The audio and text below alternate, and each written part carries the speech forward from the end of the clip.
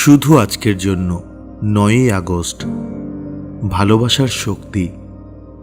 আমরা দেখতে আরম্ভ করি যে ঈশ্বরের ভালোবাসা আমাদের জন্য সবসময়ই রাখা আছে, আর এই ভালোবাসা শুধুমাত্র এই অপেক্ষায় আছে যে কখন আমরা একে গ্রহণ করব।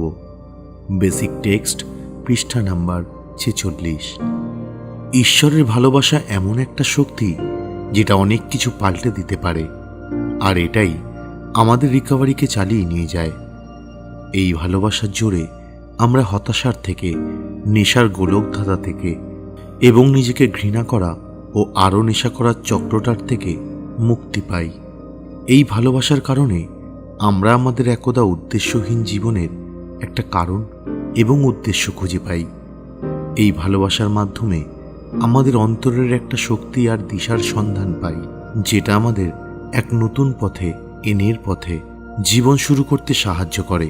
এই ভালোবাসার ফলেই আমরা সব কিছু অন্যভাবে দেখতে শুরু করি, যেন নতুন চোখ দিয়ে আমরা সব কিছু দেখছি। যখন আমরা ভালোবাসার চোখ দিয়ে জীবনকে দেখি, তখন আমরা একটা বড় অদ্ভুত জিনিস আবিষ্কার করি, যে প্রেমময় ঈশ্বরকে আমরা এখনো চিনতে পেরেছি। তিনি সবসময় আমাদের পাশে ছিলেন এবং আমাদের ভালোবাসতেন।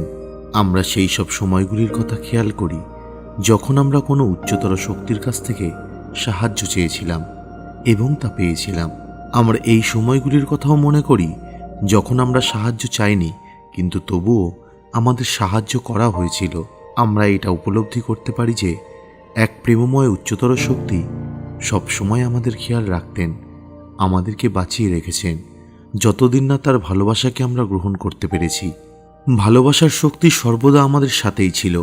আজকে আমরা কৃতজ্ঞ যে আমরা আমাদের জীবনে আর দুনিয়ায় এই ভালোবাসাকে চিনতে পারা পর্যন্ত টিকে থাকতে পেরেছি। আমাদের জীবনে এই প্রাণশক্তির জোয়ার এসেছে। এটা আমাদের রিকভারিতে পথ দেখাচ্ছে এবং আমাদের কেমন করে বাঁচতে হয় সেটা শিখিয়ে দিচ্ছে। শুধু আজকের জন্য আমি উচ্চতর শক্তির ভালোবাসাকে আমার জীবনে গ্রহণ করব। আমি জানি এই শক্তি আমার অন্তরের শক্তি দিচ্ছে আর পথ দেখাচ্ছে।